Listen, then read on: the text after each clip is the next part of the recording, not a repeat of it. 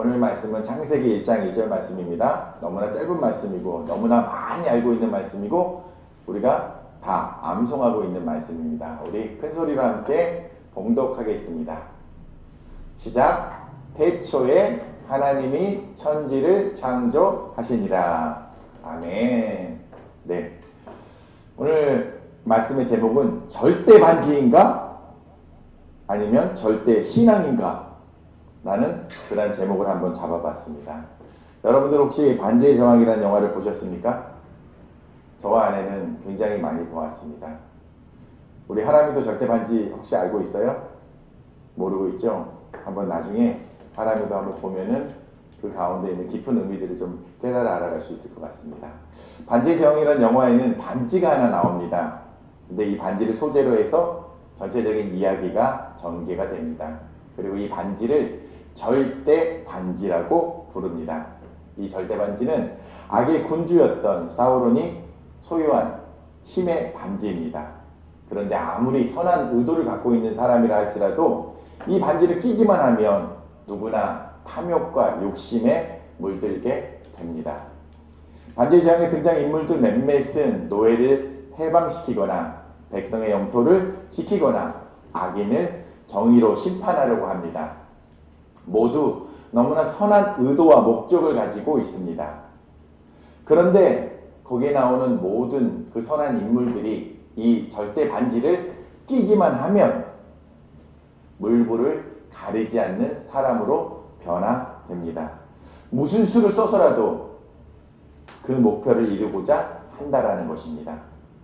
절대 반지가 좋은 것을 절대화해서 모든 도의나 가치관들을 180도 뒤집어버리는 모습을 영화 속에서 계속해서 보게 됩니다. 요즘을 여러분 어떤 시대라고 부릅니까? 포스트 모던 시대라고 부릅니다. 이 포스트 모던 시대를 열었던 니체는 신은 죽었다라고 이렇게 선언했습니다. 니체가 신은 죽었다라고 그렇게 이제 선언했던 것은 모든 절대적인 가치가 죽었다라는 그러한 의미입니다. 이러한 선언으로 인하여서 이 시대를 살아가는 모든 사람들은 절대 가치를 잃어버리게 되었습니다. 그리고 그 절대 가치 대신에 각각 자신들이 절대 반지를 하나씩 가지게 되었습니다. 그래서 자신이 그리는 것이 무엇이든지 간에 자신이 소유하고 싶은 것이 무엇이든지 간에 그것을 절대화하고 그 목적을 이루기 위해서라면 그리고 그것을 소유하기 위해서라면 물불을 가리지 않는다라는 것입니다. 그것이 살인이든 전쟁이든 무슨 수를 써서라도 그 목표를 이루어내려고 노력한다라는 것입니다. 그래서 우리가 잘 알고 있듯이 돈을 벌기 위해서 그 목적을 달성하기 위해서 강남의 학원가의 그 청소년들에게 마약 음료를 뿌리기도 했습니다. 그리고 백주대낮에 등산로에서 사람의 목숨을 아무렇지도 않게 그렇게 빼앗기도 하였습니다. 더 크게는 전쟁을 일으켜 국가적인 이익을 도모하는 일도 서슴지 않고 벌어지고 있는 것을 저희는 매스컴을 통해서 익히 보고 있습니다. 그래서 세상 사람들은 이 세태를 접하면서 세상 말세라는 이야기를 하고 있습니다. 그리고 혀를 차기도 합니다. 우리가 절대 반지를 끼려는 순간 절대 가치는 잃어버리게 되고 그때부터 세상은 요지경으로 흘러가 버리게 되었기 때문입니다. 그렇다면 하나님을 믿는 저희들은 이 위험천만한 그리고 우리를 시시각각 조여오는 이 세대를 어떻게 살아가야 할까요? 두렵기만 한 이 시대를 어떻게 우리는 지혜롭게 살아갈 수 있을까요? 이 질문에 대한 해답이 오늘 본문 말씀에 있습니다. 먼저 국어 시간으로 돌아가서 오늘의 본문 말씀이 어떤 문장의 구성 요소를 이루고 있는지 세 가지로 살펴보면 저희들의 믿음 가운데 큰 유익이 있겠습니다. 첫 번째, 주어와 서술어를 살펴보겠습니다. 태초에 하나님이 천지를 창조하시니라. 주어가 어떻게 되죠? 하나님입니다. 그리고 서술어가 어떻게 되죠?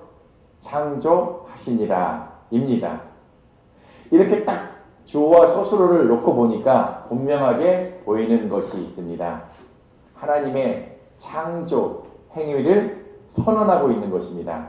성경의 첫머리에 가장 먼저 나오는 문장이 이 세상은 우연히 만들어진 것이 아니라고 그렇게 선언하고 있는 것입니다. 아메바와 같은 그러한 저등생물에서 인간이라는 고등생물로 진화한 것이 절대로 아니라는 것입니다. 이것이 우리들에게 얼마나 위로가 되고 큰 힘이 되는지 모르겠습니다. 우리 팬더 사진을 한번 모았으면 좋겠습니다. 저희 막내가 이 두 팬더를 너무나 좋아합니다. 그래서 자신의 핸드폰 거치대, 이 손가락 거치대에도 이 아기 팬더의 사진을 넣어 놓았습니다. 여러분도 다 아시듯이 루이 바오와 아이 바오라는 그 아기 팬더들입니다. 그런데 이 녀석들이 태어났을 때의 모습을 혹시 기억하십니까? 우리 함께 볼까요? 어떤 모습인지. 바로 이런 새빨간 모습으로 이렇게 태어났습니다.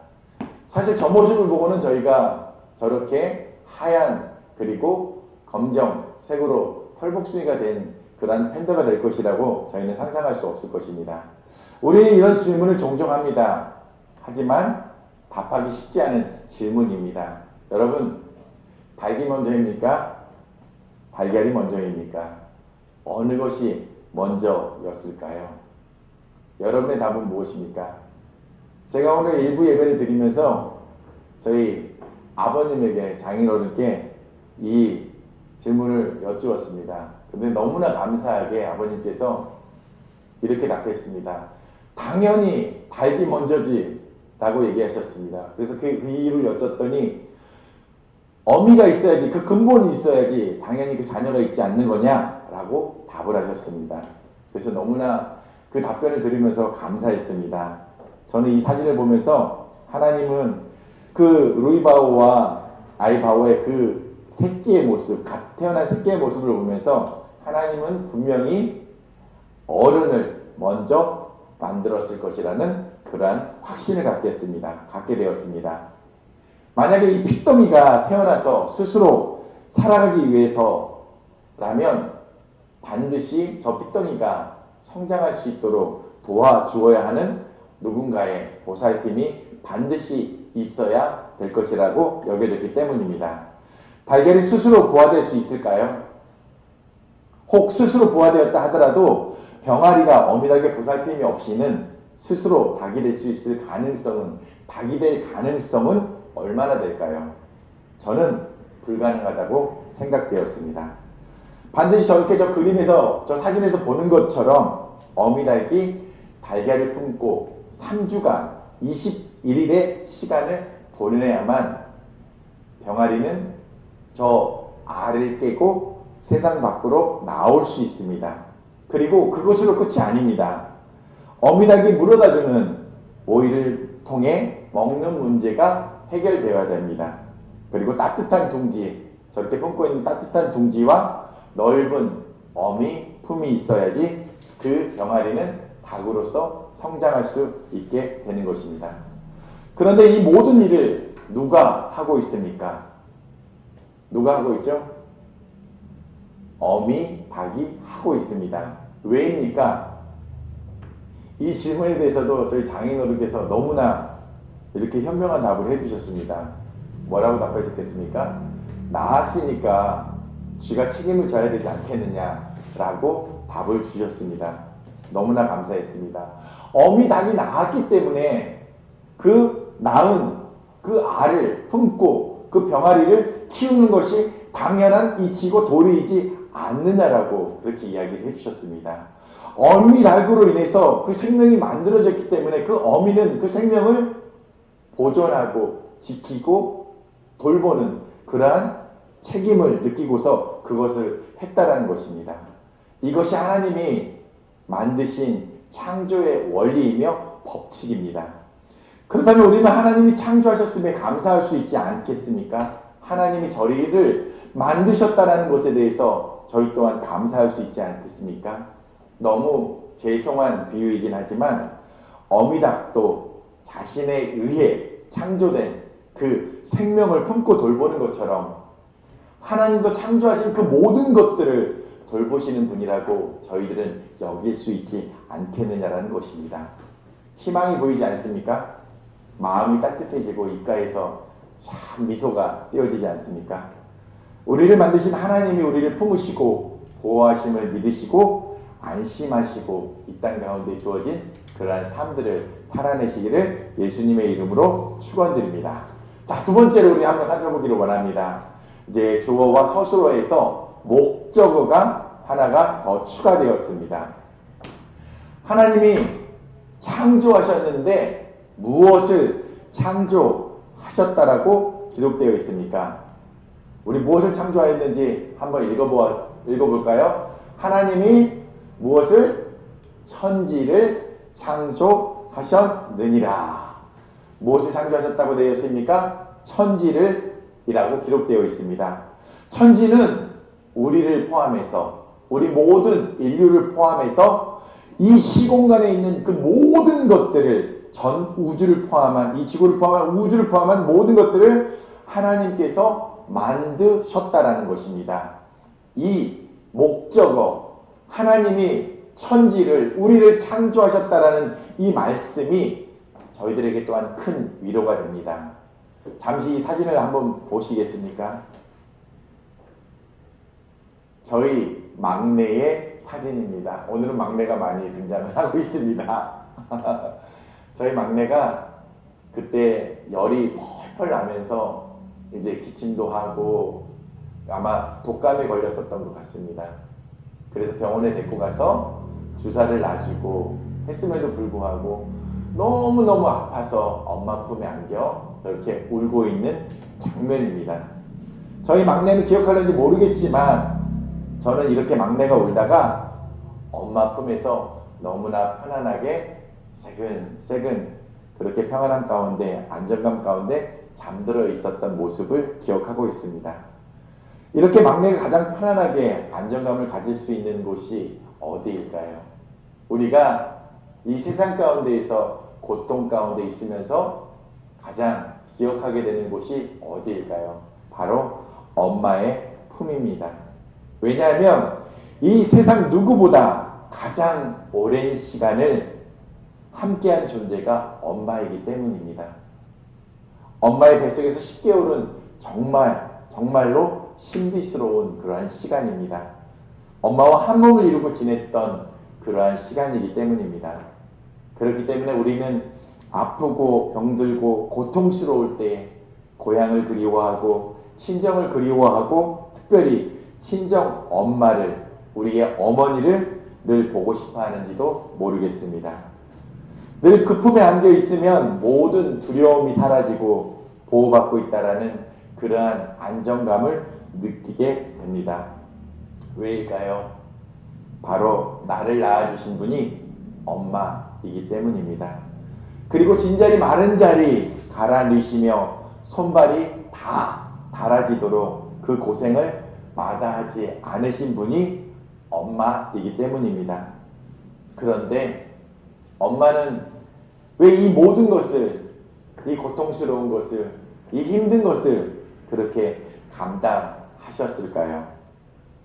이것 또한 자신으로 인해서 이 생명이 만들어졌고 이 생명을 10개월 동안 품고 돌보았고 또 이 땅 가운데 나서도 젖을 빨리고 또 그 아이가 성장할 수 있도록 그렇게 돌보았기 때문입니다.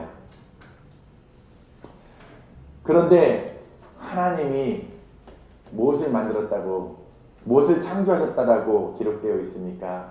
바로 천지를 창조하셨다라고 그렇게 기록되어 있습니다. 하나님이 만드신 세상을 그런데 그분께서 만드신 이 세상을 그냥 버려 두실 수 있을까요?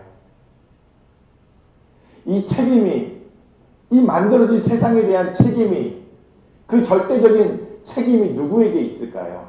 바로 그것을 만드신 하나님께 있다라는 것입니다. 그리고 특별히 자신의 형상을 따라서 만든 그 사람을 버리실 수 있을까요? 포기하실 수 있을까요? 그럴 수 없다라는 것입니다. 절대 그럴 수 없다라고 이렇게 성경은 말하고 있습니다. 유한한 우리는 혹여 여러 안타까운 상황들을 만들기도 하지만 전능하신 하나님은 결코 절대로 그럴 수 없다라고 그렇게 기록되어 있습니다. 그것을 저희가 누구를 통해서 알 수 있습니까? 바로 예수 그리스도를 통해서 알 수 있습니다. 우리 때문에 우리를 위해서 자신의 사랑하시는 그 독생자 이 아들 예수 그리스도까지도 내어주신 분이 바로 하나님이시라는 것입니다. 이것을 잊지 마시기 바랍니다. 이것을 반드시 꼭 기억하시기를 바랍니다. 그 하나님이 나를 창조하셨고 그 창조하신 그 이유 하나만으로 그분이 우리를 끝까지 책임지시는 분이시라는 것을 기억하시기 바랍니다. 이 사실이 우리 모두를 다시금 일어서게 하는 동력이 되기를 예수 그리스도의 이름으로 축원드립니다. 마지막으로 하나님이 천지를 창조하셨느니라 라는 그 말 앞에 태초에라는 그러한 단어가 붙어 있습니다. 바로 하나님께서 천지를 창조하셨던 때를 기록하고 있습니다. 태초란 다음에 사진 한번 보여주시겠어요? 태초란 하늘과 땅이 생겨난 맨 처음이라고 백과사전에 기록되어 있습니다. 우리가 시간을 보면서 카운트를 합니다. 그런데 이 시간 또한 하나님이 시작하신 것이라는 것입니다. 하나님은 무한하시기 때문에 이 시간이 필요가 없습니다. 그런데 우리를 만드시면서 그러면서 그 시간을 기록하기 시작하셨다는 것입니다. 무한하신 분이 유한한 우리들의 시작이시라는 것입니다. 우리를 만드신 분이 이 시작하신 일이기에 처음부터 끝까지 그 시작부터 마지막까지 우리와 함께 하신다라는 말입니다. 임마누엘이라는 단어가 있습니다. 유대인들이 가장 사랑하고 가장 기뻐하고 가장 좋아하는 단어이기도 합니다. 그 의미를 여러분 다 알고 계시죠? 하나님이 우리와 함께 하시니라 라는 뜻입니다. 그런데 언제부터 함께 하신다는 것입니까? 하나님이 이 땅을 만드셨던 그 태초부터 그리고 이 세상의 끝까지 하나님이 우리와 함께 하신다는 것입니다. 우리가 이 땅 가운데 살아가면서 이곳 가운데 삶, 100년의 삶, 이 시간만이 끝이 아닙니다. 우리에게는 영원한 천국의 삶이 있다는 것을 저희들 기억하며 나아갔으면 좋겠습니다. 하나님은 천지를 창조하신 그때부터 지금까지 한 번도 우리와 함께 하지 않으실 시간이 없다라는 것입니다. 그리고 앞으로도 절대로 우리와 함께 하지 않을 시간이 없다라는 것입니다. 없다라고 하니까 너무나 헷갈리시죠? 하나님은 항상 우리와 함께 하신다라는 것입니다. 이 말씀이 너무나 위로가 되지 않으십니까? 우리가 믿는, 우리가 아버지라고 부르는 그 하나님이 바로 이런 하나님이십니다. 이런 하나님을 아버지라고 부르시고 있는 저와 여러분은 정말로 축복받은 분들이십니다. 말씀의 결론입니다. 바로 그 창조주 하나님이 누구십니까? 바로 그 창조주 하나님이 우리의 하나님이십니다. 우리의 아버지이십니다. 우리의 보호자이십니다. 우리의 방패이십니다. 우리의 피할 날개이십니다. 그런데 여러분, 마지막으로 여러분들 가운데 질문을 던지고 싶습니다. 절대 반지를 끼시겠습니까? 아니면 창조주 하나님을 향한 절대 신앙을 가지시겠습니까?